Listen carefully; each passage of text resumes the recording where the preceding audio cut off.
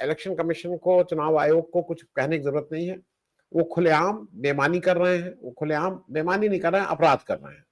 क्योंकि जिस तरह से आज राहुल गांधी ने जिस प्रेस कॉन्फ्रेंस का बहुत दिनों से इंतजार था, 2 महीने से इंतजार था, राहुल गांधी ने वादा किया था देश से कि करीब एक हाइड्रोजन बॉम्ब छोड़ेंगे, और ये उससे कम नहीं था। क्योंकि जिस तरह से आज ये प्रूव हुआ, मतलब एक पूरी गाड़ी लोड करके वो कागज लेके आए थे, पूरी तरह से तैयार थे, उसका इम्पैक्ट भी था, लोगों को भी लेके आए थे जिनके नाम काटे गए थे, और उन्होंने एक ठीक प्रेजेंटेशन के द्वारा लोगों को बिल्कुल कैसे समझाया कि किस तरह से ये वोट कटे हैं, और किस तरह से हरियाणा के चुनाव में एक जीते हुए चुनाव को किस तरह से इलेक्शन कमीशन और ने बीजेपी के सहयोगी के रूप में उसको बीजेपी के खाते में जाने दिया है। इसके दो पक्ष हैं। एक, मैं इसलिए इस बात को कह रहा हूं कि अब कुछ ऐसा नहीं है कि किसी को प्रूव करना बाकी है या नहीं प्रूव करना बाकी है। इलेक्शन कमीशन अपनी कुछ पुरानी बातों को फिर से वही दोहरा रहे हैं। हरियाणा के सीईओ का एक वक्तव्य, एक स्टेटमेंट आया है जिसमें उन्होंने बताया है कि किस किस तरह से क्या क्या चीजें प्रेजेंट की गई। मैं इसको इसलिए भी कह रहा हूँ कि अब ये कहना कि वो उन्होंने फर्स्ट अपील नहीं की, सेकंड अपील नहीं की, ये कागज से आप इस चीज को नहीं मतलब इसको अनडू आप कागज से नहीं कर सकते। इसका जवाब तो आपको शुद्ध रूप से देना होगा कि इसकी जांच, ये आरोप अगर हैं तो इसका आपके पास क्या उत्तर है। क्योंकि जो हो रहा है, जो हुआ है, वो कैसे हुआ है, इस पे कोई ये हुआ है, ये पर्याप्त है, और इसको आप पूरी तरह से छुपा रहे हैं, ये भी सामने है। मैं शीतल जी शुरुआत इसलिए आपसे कर रहा हूं क्योंकि एक बहुत सेंसिटिव बात है। मैं उसको रिपीट इसलिए नहीं कर रहा हूं कि इस समय देश के ज्यादातर लोग जो हैं उन तक ये बात पहुंच चुकी है कि कैसे चोरी हुई है। दो चीजें हैं, वे फॉरवर्ड, एक आगे क्या रास्ता है, और एक चीज मैंने देखी कि जब राहुल गांधी का अपना जो हैंडल है या जो अपना जहां से वो यूट्यूब चलाते हैं, उस पे एक समय करीब 38-40 हजार लोग एक साथ उसको लाइव देख रहे थे, एक बड़ी संख्या है।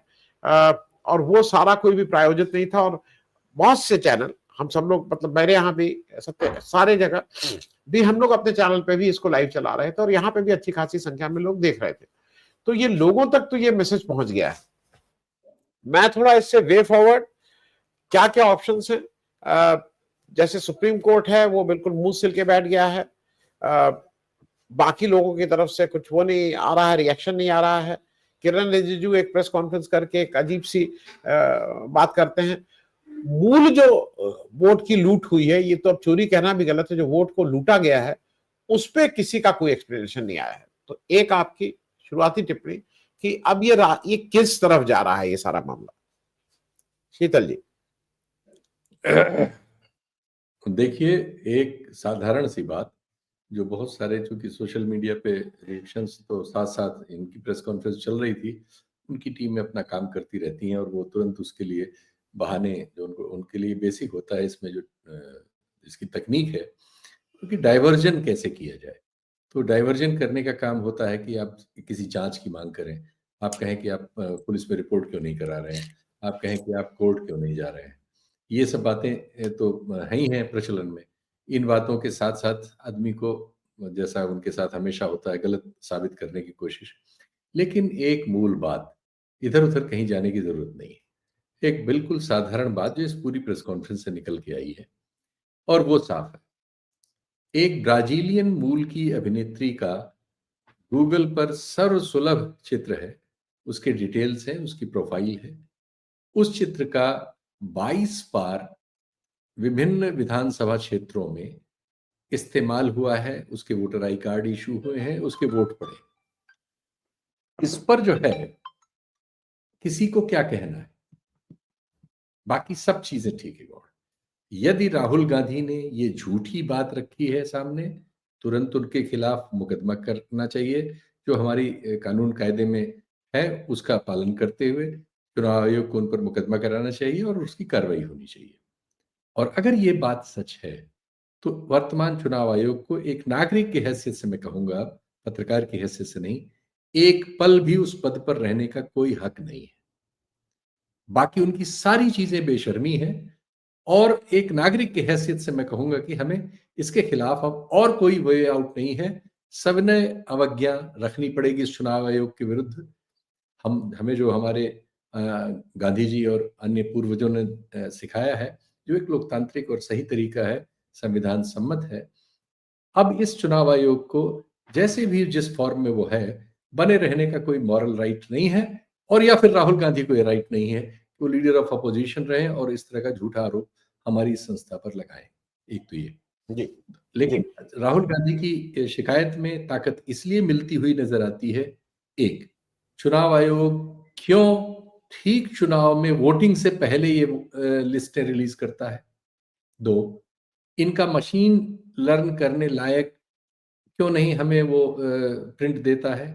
दो, तीन, क्यों पंजाब और हरियाणा हाई कोर्ट के उस आदेश के बाद जिसमें इसे सीसीटीवी फुटेज सौंपने के आदेश दिए गए थे, उसने फुटेज सौंपने की जगह केंद्र सरकार से एक कानून बनवा के अपने को उससे विमुख कर लिया और नहीं देता है।